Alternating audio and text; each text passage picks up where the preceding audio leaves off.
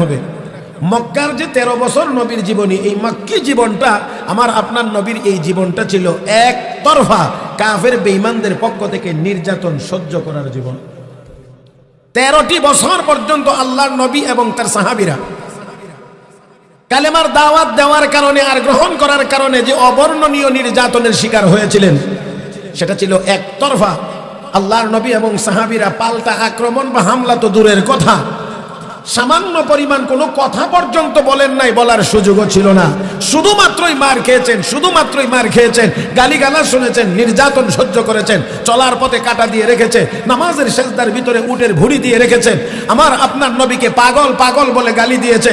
আমার আপনার নবীকে যেমন মুরব্বীরা কষ্ট দিয়েছে, তেমন যুবকেরা কষ্ট দিয়েছে, তেমন তাদের দেখা দেখি ছোট ছোট বাচ্চারা পর্যন্ত নবীকে কষ্ট দিয়েছে।